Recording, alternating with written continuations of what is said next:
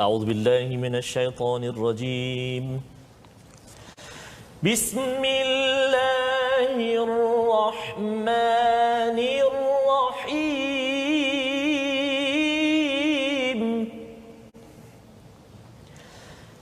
الحمد لله رب العالمين.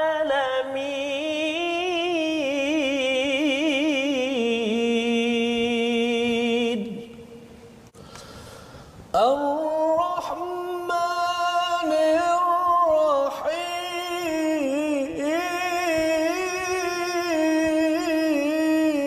الله الله الله.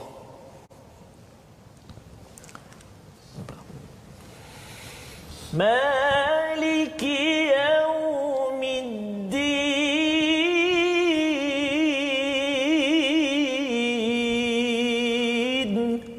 إياك نعبد وإياك نستعين.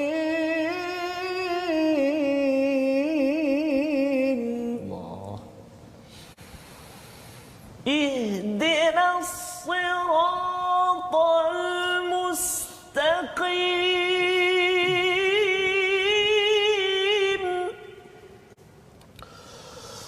صراط الذين أنعمت عليهم غير المغضوب عليهم ولا الضالين.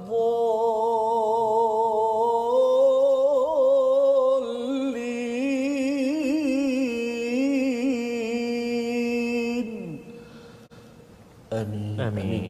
Saya ingat satu kata-kata daripada Syekh Yusri Azam. Dia menukilkan kata-kata, dia kata, aku tidak pernah melihat seorang kekasih mengangkat darjat seorang kekasih seperti mana Al-Quran mengangkat darjat kekasihnya. Maka berbahagialah orang-orang yang menjadikan Al-Quran sebagai kekasihnya. Ya Allah, ya Tuhan kami, alangkah bahagianya, beruntungnya kami dapat mempelajari, mendalami Al-Quran kalam-Mu, ya Allah. Bersama dengan guru-guru kami, bersama dengan semua sekali, ya Allah, yang membimbing kami, mendidik kami, ya Allah. Al-Quran tetap di hati kami, mudah-mudahan kami mohon kepadamu, ya Allah.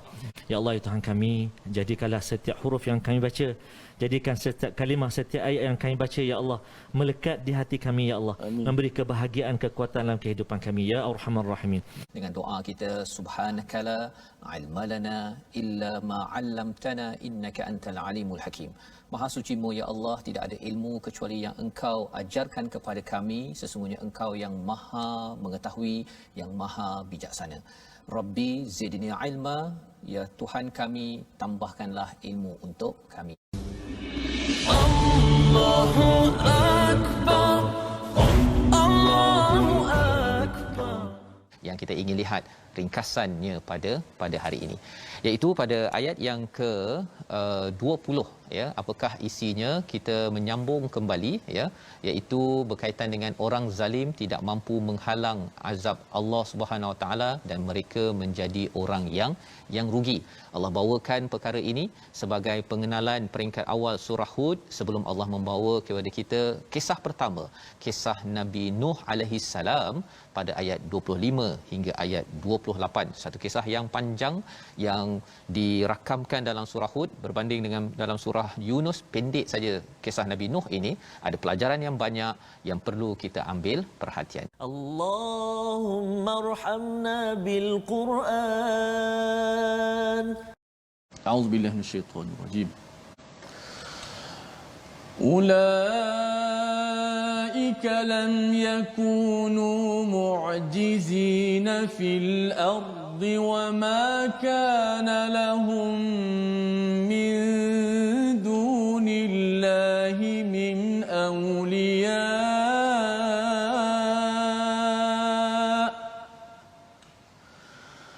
yudha'afu lahumul 'adzab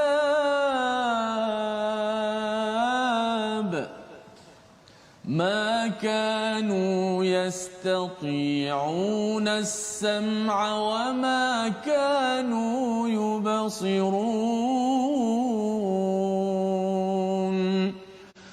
Ulaika أولئك الذين خسروا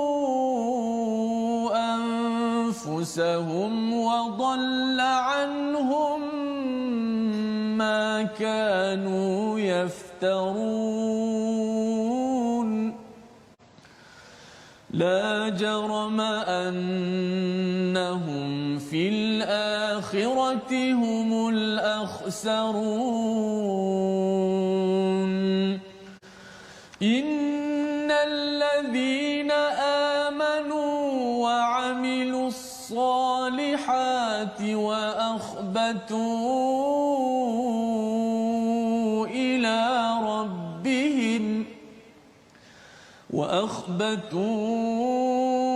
إلى ربهم أولئك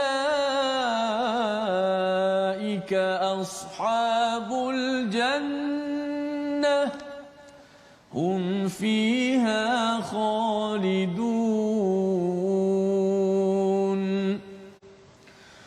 مثل الفريقين كالأعمى والأصم والبصير والسميع هل يستويان مثلا أفلا تذكرون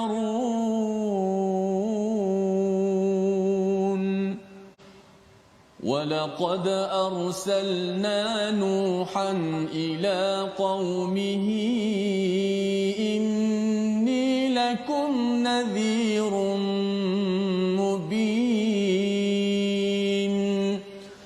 ألا تعبدوا إلا الله إني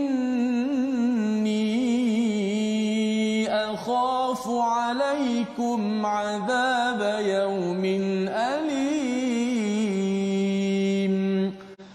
فقال الملأ الذين كفروا من قومه ما نراك إلا بشرا مثلنا وما نراك اتبعك إلا الذين هم أراذلنا بادي الرأي وما نرى لكم علينا من فضل بل نظنكم كاذبين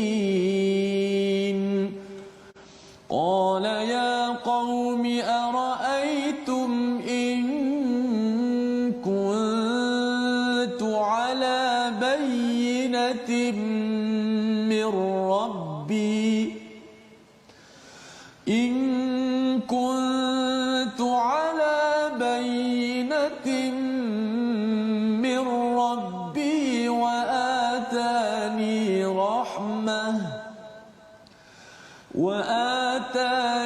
رحمة من عنده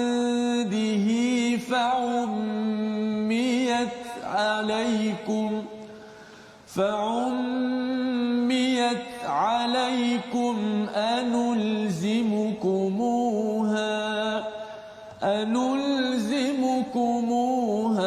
وأنتم لها كارهون صدق الله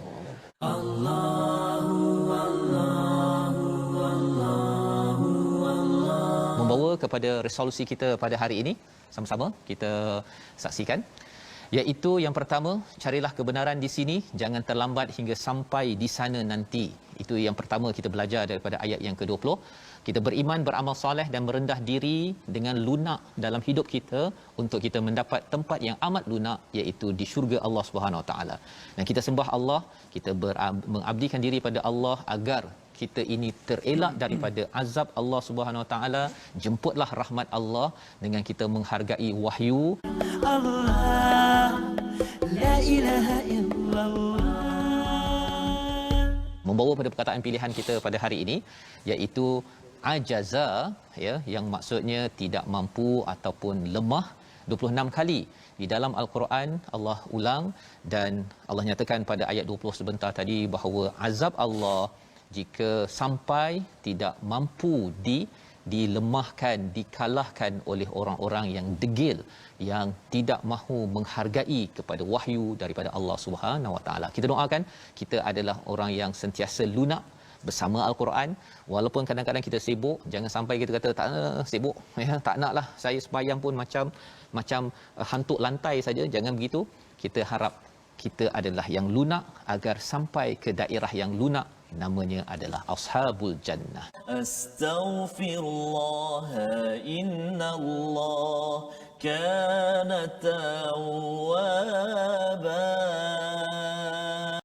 Kita nak belajar tentang tajwid sikit hari ini.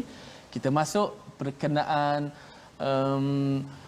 tajuk lam at-ta'rif, al-lam at-ta'rif. Apa lam ta'rif tu? Orang kita biasa sebut alif lam qamariyah, alif lam syamsiyah. Tu baru kenal. Okey.